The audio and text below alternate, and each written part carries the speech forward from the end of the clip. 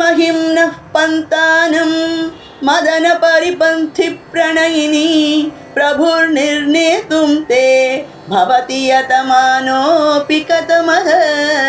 तथापि श्रीकाञ्ची विकृतिरसिके कोऽपि मनसः विपाकस्त्वत्पाद स्तुतिविधिषु जल्पाकयति मां गलग्राही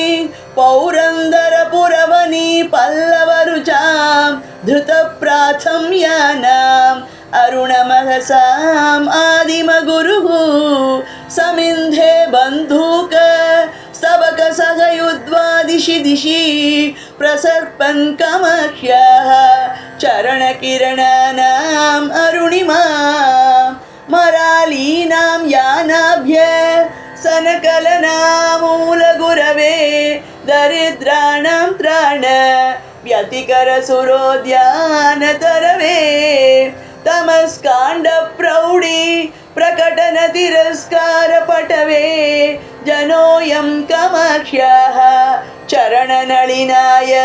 स्पृहयते वगन्तीं सैन्दूरीं सरणिमवनम्र अमरपुरी पुरन्ध्री सीमन्ते कविकमलबालार्कसुषमा त्रयी सीमन्तिन्याः स्तनतटनिचोलारुणपटी विभान्ति कमाक्ष्याः पदनलिनकान्तिर्विजयते प्रणम्रीभूतस्य प्रणयकलहत्रस्तमनसः स्मरारातेश्चूडावियति गृहमेधी हिमकरः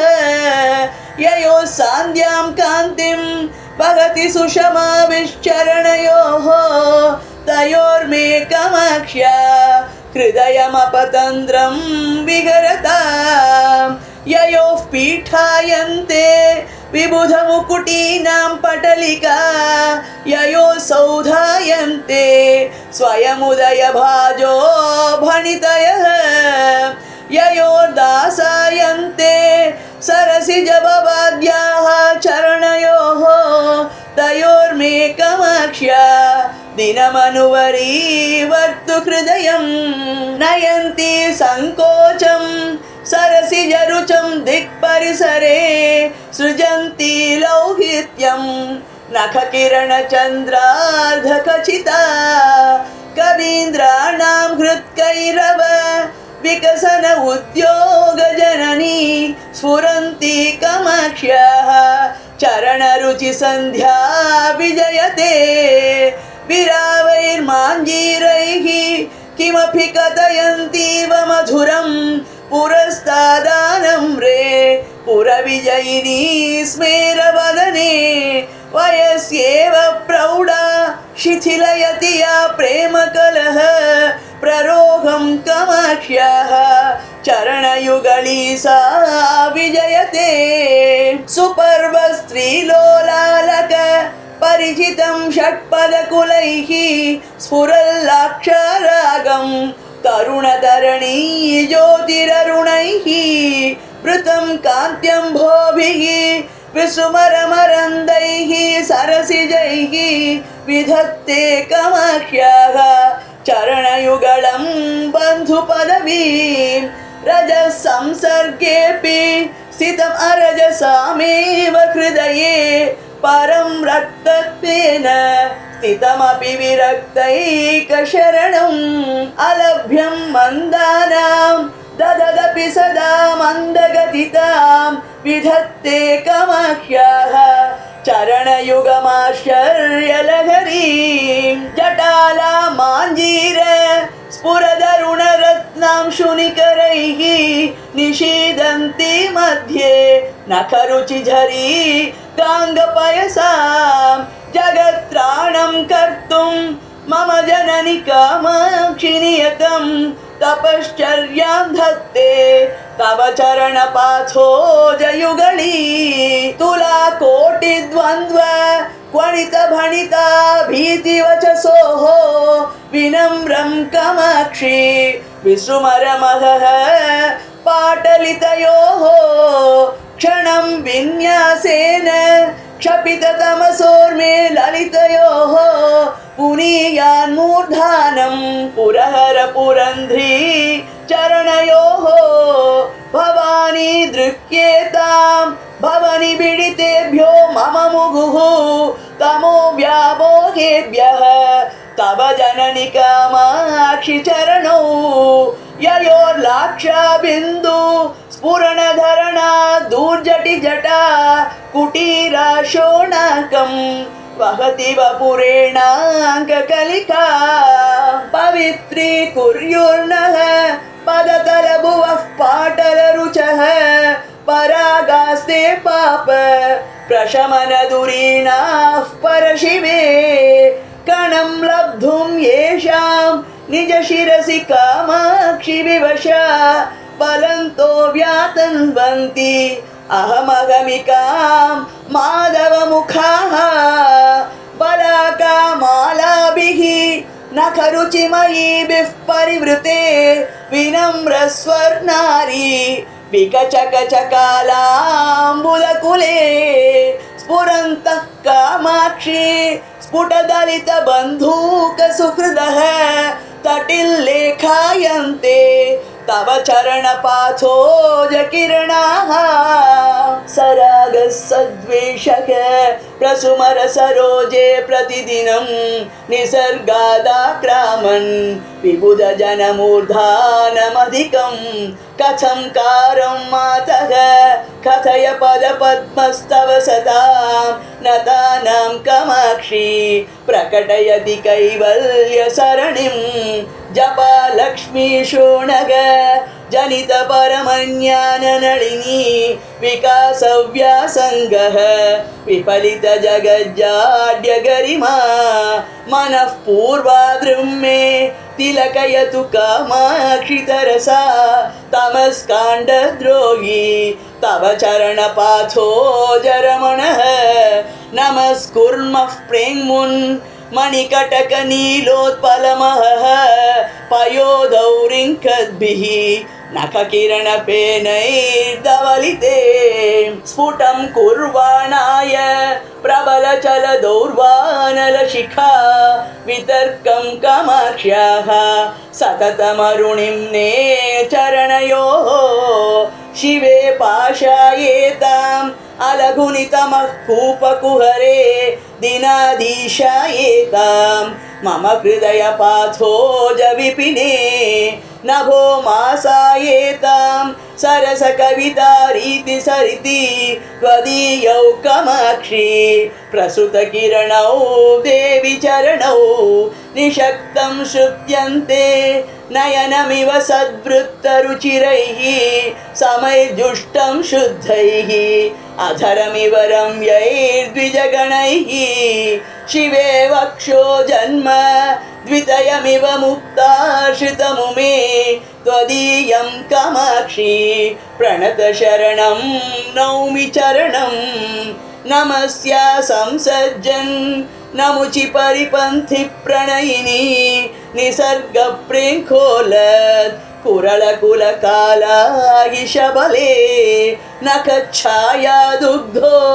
दधिपयसि ते वैद्रुमरुचां प्रचारं कामाक्षी प्रचुरयति पादाब्जसुषमां कदा दूरीकर्तुं कटुदुरितकाकोलजनितं महान्तं सन्तापं मदनपरिपन्थि प्रियतमे क्षणात्ते कामाक्षी त्रिभुवनपरीतापहरणे पटीयां संलप्स्ये पदकमलसेवामृतरसं ययो सान्द्यं रोचिः सततमरुणिं निःस्पृहयते ययोः चान्द्रीकान्तिः परिपतति दृष्ट्वा नखरुचिं ययोः पाकोद्रेकं पिपटिषति भक्त्या किसलयं मृदिं नः कामाक्ष्या मनसि चरणौ तौ तनुमहे जगन्नेदं नेदं परमिति परित्यज्य यतिभिः कुशाग्रीयस्वान्तैः कुशलधिषणैः शास्त्रसरणौ गवेष्यं कामाक्षी ध्रुवमकृतकानां गिरिसुते गिरामैदं पर्यं तव चरणपद्मं विजयते कृतस्नानं शास्त्रामृत सरसि कामाक्षि नितरां दधानं वैषद्यं कलितरसमानन्दसुधया अलङ्कारं भूमेः मुनिजनमनश्चिन्मयमः पयोदेहे अन्तस्थं तव चरणरत्नं मृगयते मनोगेहे मोहोत् भवति मिरपूर्णे मम मुहुः दरिद्राणि कुर्वन् दिनकरसहस्राणि किरणैः विधत्तां कामाक्षि प्रसृमरतमो वञ्चनचणः क्षणार्धं सान्निध्यं चरणमणिदीपो जननि ते कवीनां चेतोवत् नखररुचिसम्पर्कि विबुध श्रवन्त्री श्रोतोवत् पटुमुखरितं हंसकरवैः दिनारम्भश्रीवन् नियतमरुणच्छाय सुभगं मदन्तः कामाक्ष्याः स्फुरतु पदपङ्केरुहयुगं सदा किं सम्पर्कात् प्रकृतिकठिनैः नाकिमकुटैः तटैर्निहाराद्रेः अधिकमणुना योगी मनसा विभिन्ते सम्मोहं शिशिरयति भक्तानपि दृशाम् अदृश्यं कामाक्षि प्रकटयति ते पादयुगलं पवित्राभ्यामम्ब प्रकृतिमृदुलाभ्यां तव शिवे पदाभ्यां कामाक्षि प्रसभमभिभूतैः सचकितैः प्रवालैरम्बोजैः अपि च वनवासव्रतदशाः सदैव आरभ्यन्ते परिचरितनानाद्विजगणैः चिरादृश्या हंसैः कथमपि सदा हंससुलभं निरस्यन्ति जाड्यं नियतजडमध्यैकशरणम् अदोषव्यासङ्गा सततमपि दोषाप्तिमलिनं पयोजं कामाक्ष्याः परिहसति पादाब्जयुगळी सुराणामानन्द प्रबलनतया मण्डनतया नखेन्दुज्योत्स्नाभिः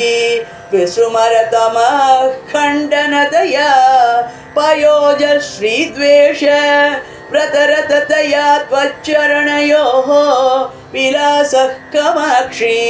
प्रकटयति नैषा करदशां स्थितिं न कान्तीनां नखरजनुषां पादनळिन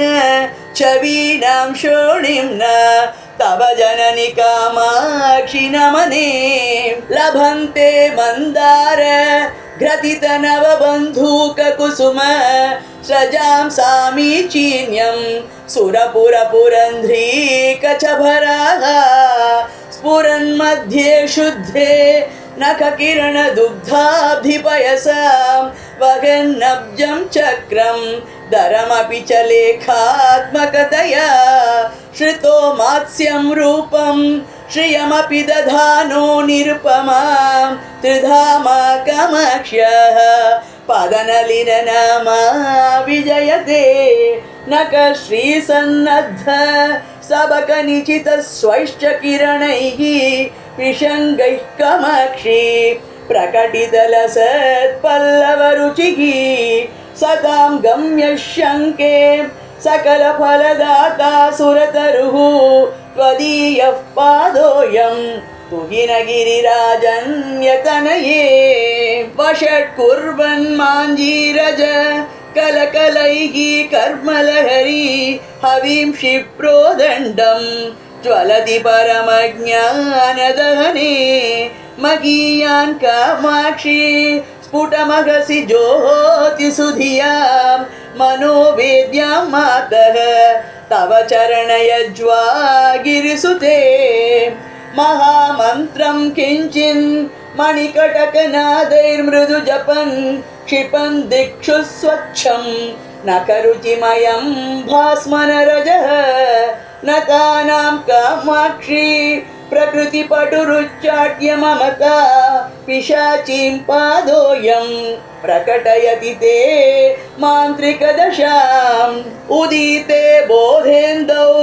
तमसि नितरां जग्मुषि दशां दरिद्रां कामाक्षी प्रकटमनुरागं विदधति सितेनाच्छाद्याङ्गं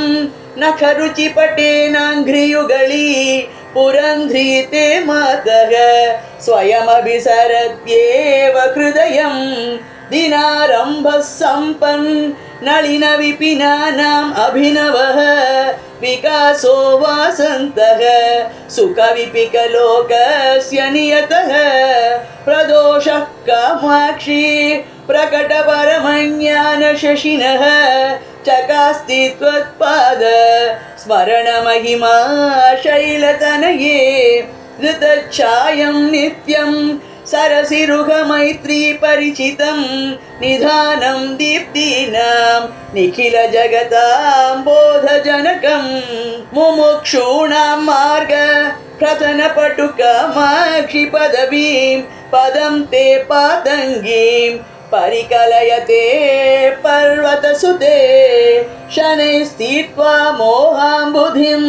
अथ समारोढु मनसः क्रमात् कैवल्याख्यां सुकृतिसुलभां सौधवलभीं लभन्ते निःश्रेणीम् इव झटिति कामाक्षि चरणं पुरश्चर्याभिस्ते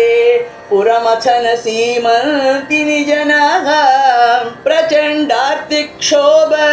प्रमथन कृते प्रातिभसरेत् प्रवाह प्रोदण्डी करणजलदाय प्रणमतां प्रदीपाय प्रौढे भवतमसि कामाक्षि चरण प्रसादोन्मुख्याय स्पृहयति जनोऽयं जननि ते मरुद्भिः संसेव्या सततमपि चाञ्चल्यरहिता सदारुण्यं यान्ति परिणति दरिद्राण सुषमा गुणोत्कर्षान् माञ्जीरज कलकलैः तर्जनपटुः प्रवालं कामाक्ष्याः परिहसति पादाब्जयुगळी जगद्रक्षा दक्षा जलजरुचि शिक्षा पटुतरा सुरैर्नम्या रम्या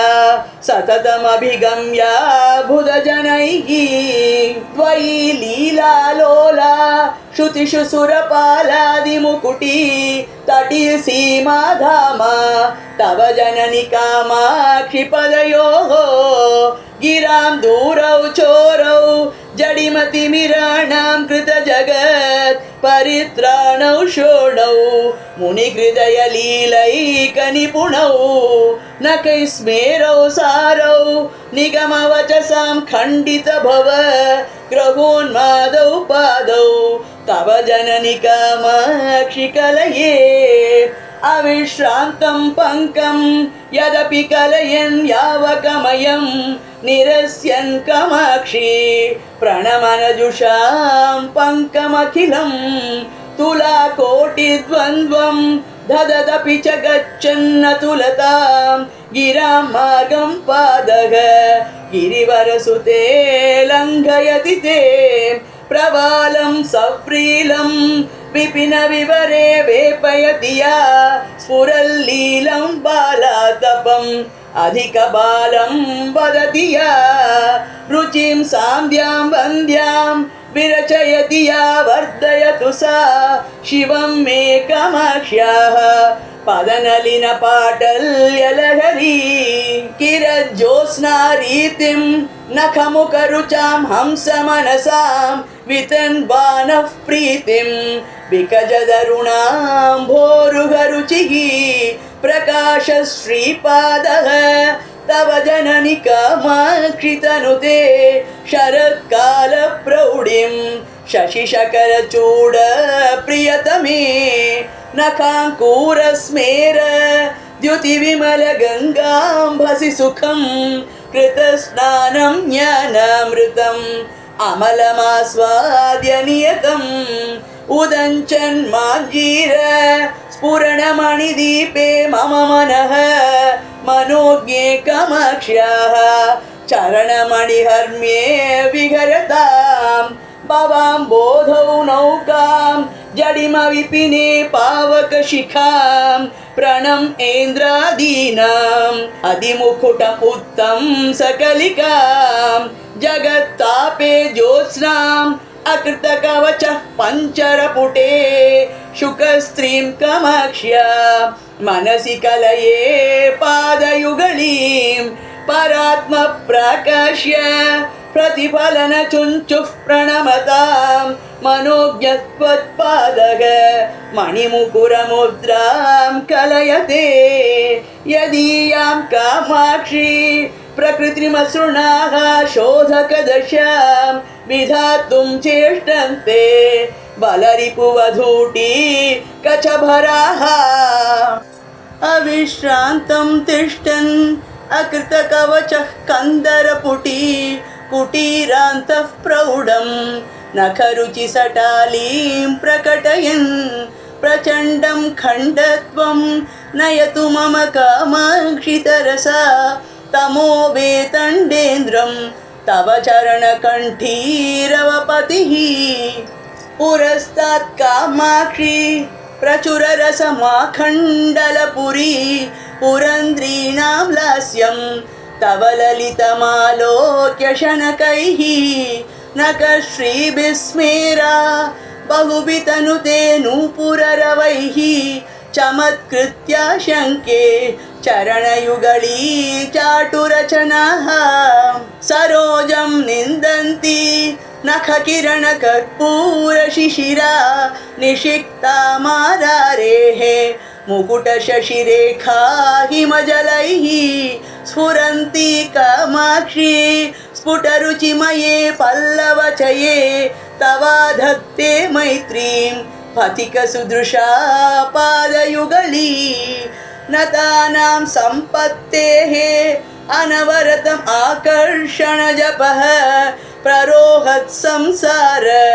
प्रसरगरिम संवनजपः त्वदीयः कामाक्षी स्मरहर मनोमोहनजपः पटीयान्नः पायात् पदनलिनमञ्जीरनिनदः वितन्वीथानाथे मम शिरसि कामाक्षि कृपया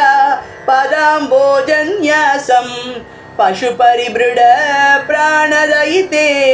पिबन्तो यन्मुद्रां प्रकटमुपकम्पा परिसरं दृशानानन्द्यन्ते नलिनभवनारायणमुखाः प्रणामोद्यद्बृन्दारक मुकुटमन्दारकलिका विलोलल्लोलम्ब प्रकरमय धूम प्रचुरिमा प्रदीप्तः पादाब्ज द्युतिवितति पाटल्यलहरी कृशानुः कामाक्ष्या मम दहतु संसार विपिनं वलक्षश्रीरुक्षाधिप शिशुसदृक्षैः तव नखैः जिगृक्षुर्दक्षत्वं सरसिरुहभिक्षुत्वकरणे क्षणान्मे कामाक्षी क्षपितभवसंक्षोभगरिमा वचो वैचक्षण्यं चरणयुगली पक्ष्मलयतात् समन्तात् कामाक्षी क्षततिमिरसन्तानसुभगान् अनन्ताभिर्भाभिः दिनमनुदिगन्तान् विरचयन् अहन्ताया हन्ता मम जडिमदन्तावलहरी विभिन्तां सन्तापं तव चरणचिन्तामणिरसौ दधानो भास्वत्ताम् अमृतनिलयो लोहितवपुः विनम्राणां सौम्यः गुरुरपि कवित्वं च कलयन् गतौ मन्दो गङ्गाधरमहिषी कामाक्षि भजतां तमः केतुर्मातः तव चरणपद्मो विजयते नयन्तीं दासत्वं नलिन भवमुख्यान् असुलभ प्रदानाद्दीनानाम् अमरतरु दौर्भाग्यजननीं जगज्जन्मक्षेम क्षयविदुषु कामाक्षिपदयोः धुरीणामीष्टेकः तव भणितुमहो पुरुषिकां जनोऽयं सन्तप्तः जननि भवचण्डांशु किरणैः अलब्ध्वैकं शीतं कणमपि परज्ञानपयसः तमो मार्गे पान्थः तव झटिति कामाक्षि शिशिरां पदाम्बोजच्छायां परमशिवजाये मृगयते जगत्यम्ब श्रीमन् नखकिरणचीनांशुकमयं वितानं बिभ्राणे सुरमुकुटसङ्घटमसृणे निजारुण्यक्षोमास्तरणवति कामाक्षि सुलभा बुधैः संविन्नारी तव चरणमाणिक्यभवने प्रतीमः कामाक्षि स्फुरिततरुणादित्यकिरण श्रियो मूलद्रव्यं तव चरणमद्रीन्द्रतनये सुरेन्द्राश्यामा पूरयति यदसौ ध्वान्तमखिलं धुनीते दिग्भागान् अपि च महसा पाटलयते महाभाष्यव्याख्या पटुशयनम् आरोपयति वा स्मरव्यापारेष्या पिशुननिटिलं कारयति वा द्विरेफाणामध्यासयति सततं वाधिवसतिं प्रणम्रान् कामाक्ष्याः पदनलिनमाहात्म्यगरिमा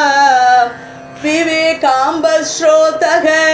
स्नपन परिपाटी शिशिरिते समीभूते शास्त्र स्मरणहल संकर्षणवशात् सतां चेतक्षेत्रे पपति तव कामाक्षि चरणौ महासंवित्सस्य प्रकरवर बीजं गिरिसुतेः दधानो मन्दार स्तबक परिपाटीं नखरुचा वहन् दीप्तशोणाङ्गुली पटल चाम्पेयकलिकाम् अशोकोल्लासं नः प्रचुरयतु कामाक्षि चरणः विकासी वासन्तः समय इव ते शर्वदयिते न कांशु प्राचुर्य प्रसुमरमरालालिधवलः स्फुरन्मञ्जीरोद्यन् मरकतमः शैवलयुतः भवत्याः कामाक्षी स्फुटचरणपाटल्यकपटः नदशोणाभिक्यः नगपतितनूजे विजयते धुनानं पङ्कौघं परमसुलभं कण्टककुलैः विकासव्यासङ्गं विदधद पराधीनमनिशं नखेन्दुज्योत्स्नाभिः विशदरुचिकामाक्षि नितराम् असामान्यं मन्ये सरसिजमिदं ते पदयुगं करीन्द्राय दृह्यति अलसगतिलीलासु विमलैः पयोजैर्मात्सर्यं प्रकटयति कामं कलयते पदाम्बोजद्वन्द्वं तव तदपि कामाक्षि हृदयं मुनीनां शान्तानां कथमनिशमस्मै स्पृहयते निरस्ता शोणिम्ना चरणकिरणानां तव शिवे समिन्धाना सन्ध्यारुचिः अचलराजन्यतनये असामर्त्यादेनं परिभवितुम् एतत् समरुचां सरोजानां जाने मुकुलयति शोभां प्रतिदिनम् उपाधिक्षद्दाक्ष्यं तव चरणनामा गुरुरसौ मरालानां शङ्के मसृणगतिलालेत्य सरणौ अतस्ते निस्तन्द्रं नियतममुना सख्यपदवीं प्रपन्नं पाथोजं प्रतिदधति कामाक्षि कुतुकं दधानैः संसर्गं प्रकृतिमलिनैः षट्पदकुलैः द्विजादिशिश्लाघा विदिषु विदधद्भिर्मुकुलतां रजो मिश्रैः पद्मैः नियतमपि कामाक्षि पदयोः विरोधस्ते युक्तः विषमशरवैरी प्रियतमे कवित्व श्रीमिश्री करणनिपुणौ रक्षणचणौ विपन्नानां श्रीमन् नलिनमसृणौ शोणकिरणौ मुनीन्द्राणामन्तः करणशरणौ मन्दसरणौ मनोज्ञौ कामाक्ष्या दुरितहरणौ नौमि चरणौ परस्मात् सर्वस्मात् अपि च परयोर्मुक्तिकरयोः नखश्रीभिर्ज्योत्स्ना कलिततुलयोः ताम्रतलयोः निलीये कामाक्ष्या निगमनुतयोर्नाकिनतयोः निरस्तप्रोन्मीलन् नलिनमदयोरेव पदयोः स्वभावादन्योन्यं किसलयमपीदं तव पदं मृदिं न शोणिं न भगवति ददाते सदृशतां वने पूर्वस्येच्छा सततमवने किन्तु जगतां परस्येत्थं भेदः स्फुरति हृदि कामाक्षि सुधियां कथं वाचालोऽपि प्रकटमणिमञ्जीरनिनदैः सदैवानन्दाद्रान् विरचयति वाचं यमजनान् प्रकृत्या ते शोणच्च विरपि च कामाक्षि चरणः मनीषा नैर्मल्यं कथमिव नृणां मांसलयते चलतृष्णा वीची परिचलन पर्याकुलतया मुहुर्भ्रान्तस्तान्तः परमशिव वामाक्षि परवान् तितिषुः कामाक्षि प्रचुरतर कर्माम्बुधिममुं कदाहं लप्स्येते चरणमणिसेतुं गिरिसुते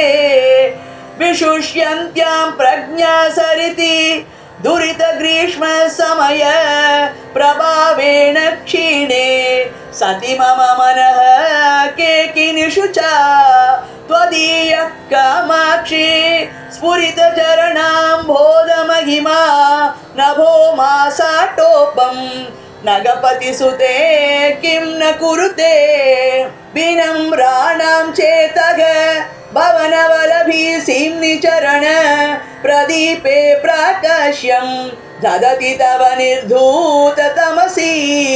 असीमा कामाक्षि स्वयमलघुदुष्कर्मलहरी विघूर्णन्ति शान्तिं शलभपरिपाटीव भजते विराजन्ति शुक्तिः नखकिरणमुक्ता मणिततेः विपत्पाथोराशौ तरिरपि नराणां प्रणमतां त्वदीयः कामाक्षि ध्रुवमरघुवः निर्भववने मुनीनां जानाग्नेः अरणिरयमङ्घ्रिर्विजयते समस्तैः संसेव्यः सततमपि कामाक्षि विबुधैः स्तुतो गन्धर्वस्त्री सुललितविपञ्ची कलरवैः भवत्या बिन्दानो भवगिरिकुलं जृम्भिततमो बलद्रोही मातः चरणपुरुहूतो विजयते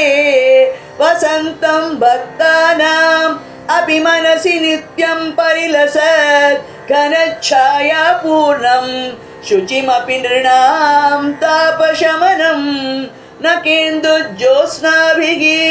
शिशिरमपि पद्मोदयकरं नमामः कामाक्ष्याः चरणमधिकाश्चर्यकरणं कवीन्द्राणां नानाभणिति गुणचित्रीकृतवचः प्रपञ्चव्यापार प्रकटनकला कौशलनिधिः अधः कुर्वन्नब्जं सनकभृगुमुख्यैर्मुनिजनैः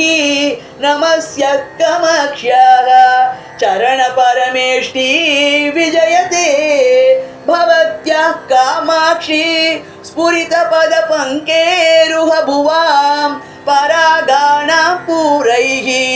परिहृतकलङ्कव्यतिकरैः नतानाम् आमृष्टे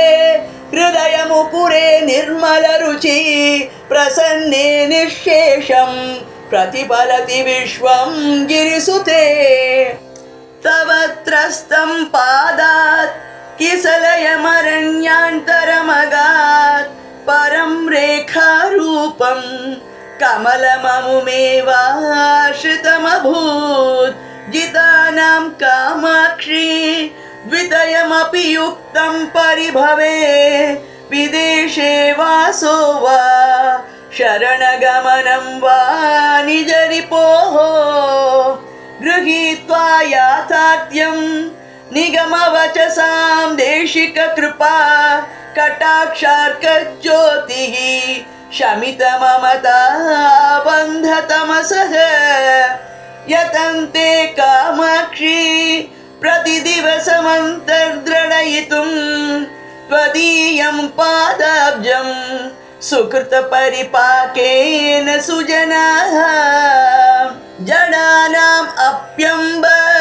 स्मरणसमये त्वच्चरणयोः भ्रमन्मन्तक्ष्माभृत् गुमघुमितसिन्धु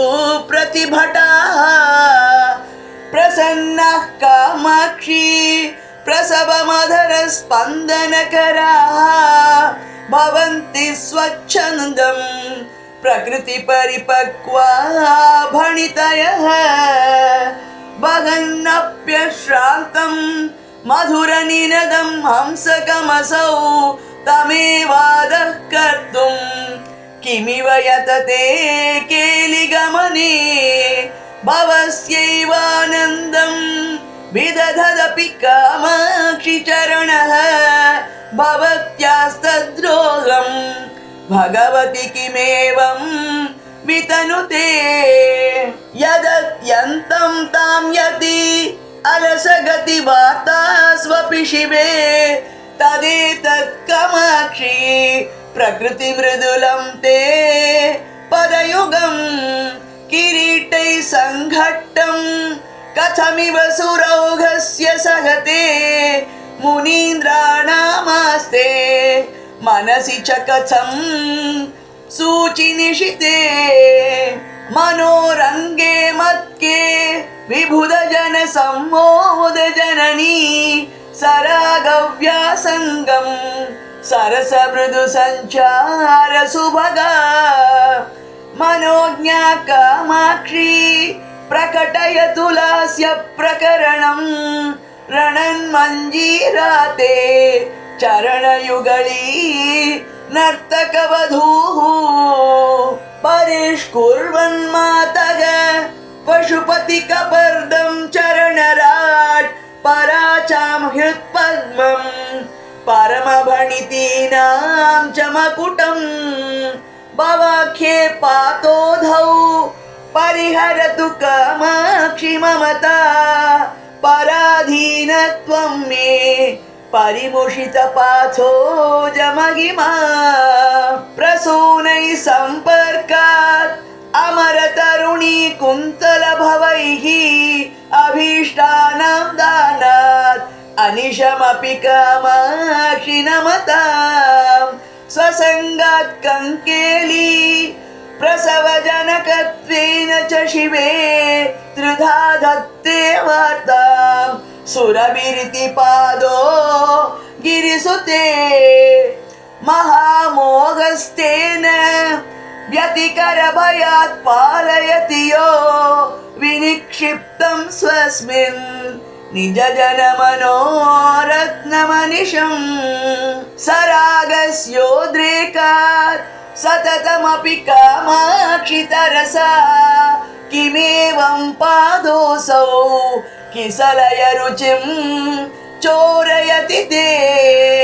सदा स्वादुङ्कारं विषयलहरी शालिकणिकां समास्वाद्य श्रान्तं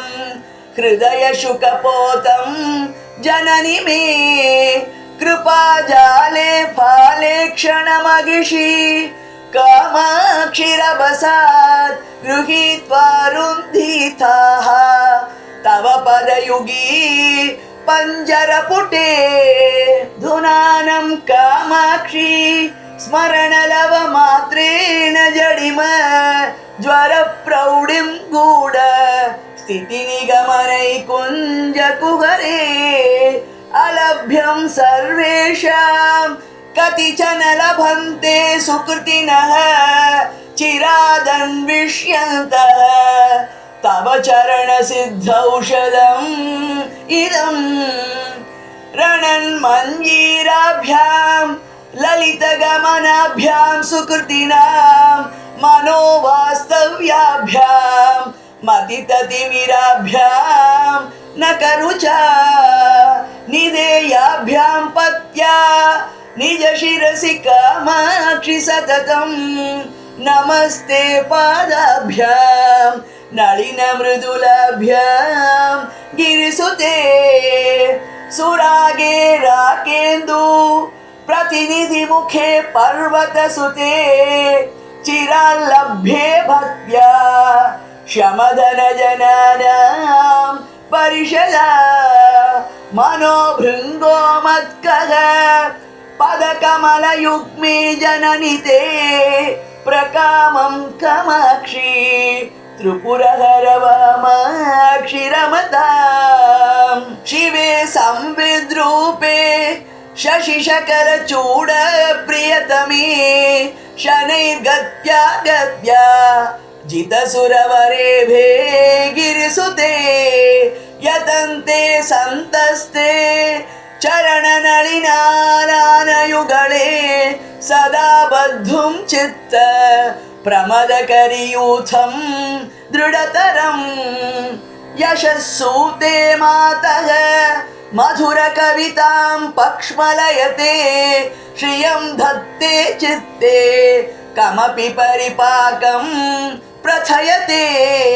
सतां पाशग्रन्थिं शिथिलयति किं किं न कुरुते प्रपन्ने कामाक्ष्याः प्रणति परिपाटी चरणयोः मनीषां माहेन्द्रीं ककुभविवते कामपि दशां प्रधत्ते कामाक्ष्याः चरणतरुणादित्य किरणः यदीये सम्पर्के धृतरसमरन्दा कवयतां परिपाकं धत्ते परिमलवती सूक्तिनलिनी पुरा मारारातिः पुरमजयदम्बस्तव शतैः प्रसन्नायां सत्यां त्वयि तुहिन शैलेन्द्रतनये अतस्ते कामाक्षि स्फुरतु तरसा कालसमये समायाते मातः मम मनसि पादाब्जयुगळं पदद्वन्द्वं मन्दं ततिषु निवसन्तं हृदि सतां गिरामन्ते भ्रान्तं कृतकरहितानां परिमृडे जनानाम् आनन्दं जननि जनयन्तं प्रणमतां त्वदीयं कामाक्षि प्रतिदिनमहं नौमि विमलम् इदं यः कामाक्ष्याः